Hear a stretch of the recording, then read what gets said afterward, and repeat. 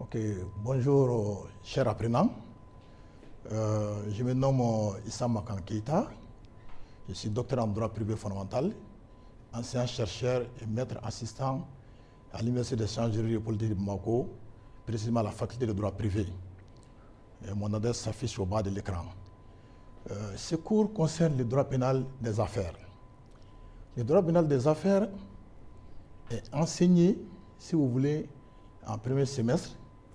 Et le volume horaire, c'est 20 heures. Et ce cours s'adresse aux étudiants, aux apprenants, si vous voulez, de Master 2.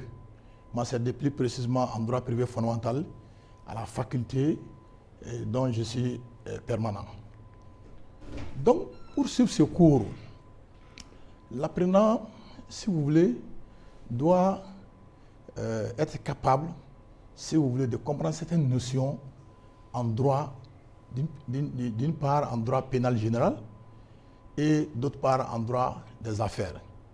Et c'est pourquoi on dit que ce cours, n'est-ce pas, est un cours évocateur, qui évoque à la fois le droit pénal général et le droit, si vous voulez, des affaires. Donc,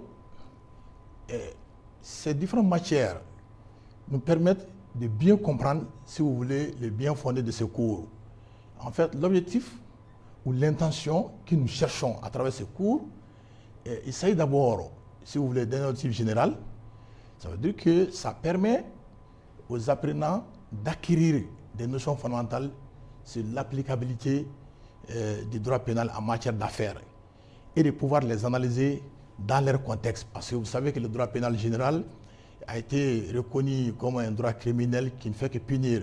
Or, les affaires demandent souvent de la souplesse.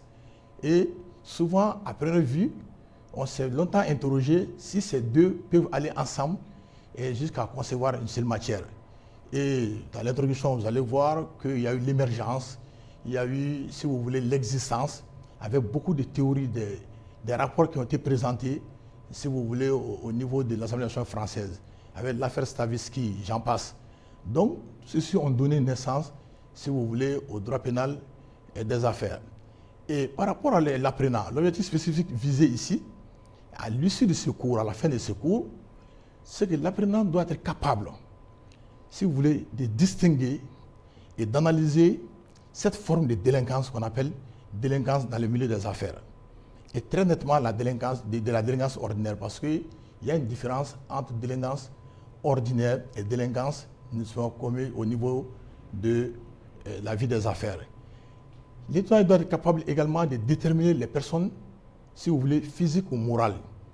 Ils sont pénalement responsables, n'est-ce pas, et les sanctions qu'on peut appliquer à ces personnes-là.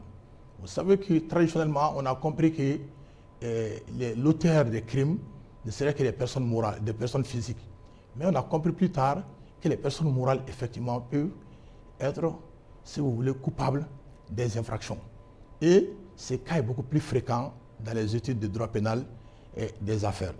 L'étudiant doit être capable également de mieux appréhender, si vous voulez, la finalité de ces sanctions. Vous verrez que ces sanctions-là, en réalité, ne sont pas pareilles aux sanctions applicables aux personnes physiques. Souvent, les amendes sont quintuplées. Si vous voulez, il y a certaines sanctions qu'on ne peut pas appliquer aux personnes morales, comme on l'applique au niveau des personnes physiques.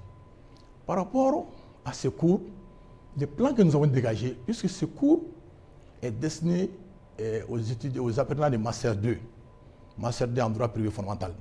Ça veut dire qu'il y a des prérequis que je viens de citer. Ces prérequis-là permettent, si vous voulez, aux apprenants de mieux s'adapter à la compréhension de ce cours.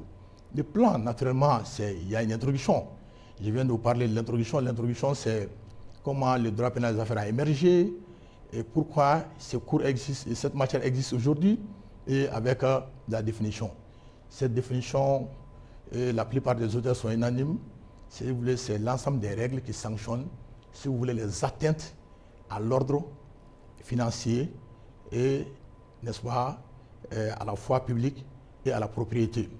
Donc, il s'agit de toutes les infractions qu'on peut retrouver, si vous voulez, dans ces contextes-là. Après l'introduction, nous avons fait traditionnellement notre plan à deux grandes parties, notamment deux titres. Le premier titre n'est-ce pas, nous édifie la pratique des affaires et la théorie générale du droit pénal. Ça veut dire quoi? Ça veut dire tout simplement que par rapport à ces premiers titres, nous allons étudier les infractions, si vous voulez, ces infractions qui s'appliquent en matière de droit commun et qu'on peut les retrouver aussi dans le droit, si vous voulez, des affaires. Il s'agit, si vous voulez, des infractions contre les biens.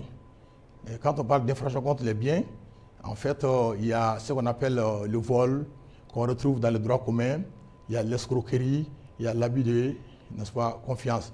Et toutes ces infractions-là, on peut les voir dans le droit commun, mais également, ces infractions sont visibles, n'est-ce pas, dans la vie des affaires. Et après ces infractions qu'on appelle les infractions contre les biens, il y a les atteintes, si vous voulez, aux intérêts publics.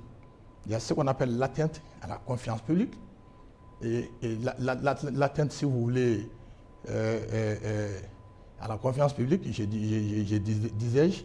Ensuite, il y a, si vous voulez, d'autres infractions qui viennent dans ces cadres-là. On peut les citer nominativement, vous verrez dans les cours. Il y a des infractions par rapport à la corruption, faux usage de faux, et ainsi de suite, favoritisme, trafic d'influence. C'est des infractions, n'est-ce pas, qu'on retrouve très fréquemment. C'est pourquoi nous avons fait une sélection en fonction de la fréquence des infractions qu'on peut retrouver, surtout dans notre pays, en matière de droit pénal des affaires. Il y en a plusieurs autres infractions qu'on ne peut pas tous citer dans ce cours de 20 heures. Ensuite, il y a ce qu'on appelle le deuxième titre, deuxième grande partie, qu'on a appelé la pratique des affaires et le droit pénal spécial. Là, il s'agit des infractions qui n'ont rien à voir avec le droit, si vous voulez, le droit commun. Mais que ces infractions, on ne peut que les trouver uniquement dans le domaine du droit pénal des affaires. Il s'agit, entre autres, dans un premier temps, des infractions relatives aux sociétés commerciales. Vous savez, en droit des sociétés, en troisième année, on a vu, il y a des infractions, n'est-ce pas, qui peuvent être commises au niveau de chaque étape de la vie des sociétés, notamment au niveau de sa constitution, au niveau de son fonctionnement également. Mais il y a également des infractions relatives à la dissolution des sociétés. C'est qu'au niveau de la dissolution, il y a d'autres conséquences. Il y a la dissolution proprement dite, avec la liquidation et les opérations connexes de la liquidation. Il y a également la banqueroute et, n'est-ce pas, des infractions par rapport à l'appel public à l'épargne. Tout ça ne concerne que les sociétés commerciales, notamment qui sont permanentes dans la vie des affaires. Et ce sont des infractions qu'on ne retrouve, je dis, que dans le domaine, si vous voulez, des droits et des affaires. Donc, pour mieux comprendre tous ces cours, nous avons fait appel à un certain nombre d'ouvrages, de textes, pour nous permettre de concevoir ce cours-là. Ces ouvrages nous ont permis, si vous voulez, de vous sortir ce cours par rapport au droit pénal des affaires en 20 heures en matière de droit privé fondamental. Il s'agit d'abord des textes législatifs et réglementaires. Vous savez, le Mali est membre de l'OHADA. Il y a des actes uniformes de l'OHADA qui s'appliquent, si vous voulez, au Mali. Donc, il y a la plupart de ces actes uniformes de l'OHADA en matière, comme la plupart sont du côté du droit des affaires, pratiquement comme son nom l'indique. Tous ces articles, tous ces actes uniformes, n'est-ce pas, de l'OHADA ont été, si vous voulez, analysés dans le cadre de ce cours-là. Vous allez voir également, si vous voulez, certains textes au Mali, notamment le code pénal malien et le code de procédure pénale. Donc, voilà, en matière de textes, les documents qui nous ont servi à préparer ce cours.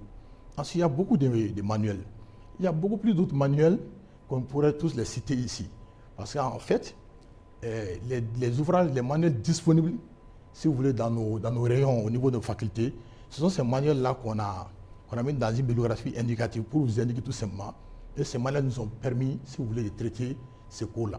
Mais vous pouvez aller au-delà, faire d'autres recherches, parce que vous êtes des étudiants, si vous voulez, de master, vous pouvez faire beaucoup d'autres recherches, n'est-ce pas, au-delà de ce que nous avons mis, pour mieux comprendre ce cours-là. Après les manuels, il y a également d'autres ouvrages, n'est-ce pas, de la même façon. On s'en est servi tout simplement pour vous permettre, si vous voulez, de mieux comprendre ce cours, parce que ce sont ces manuels qui sont vraiment disponibles. Mais il y a des manuels vraiment qui sont à jour, qui sont d'actualité aujourd'hui, et vous pouvez également consulter ces différents manuels-là.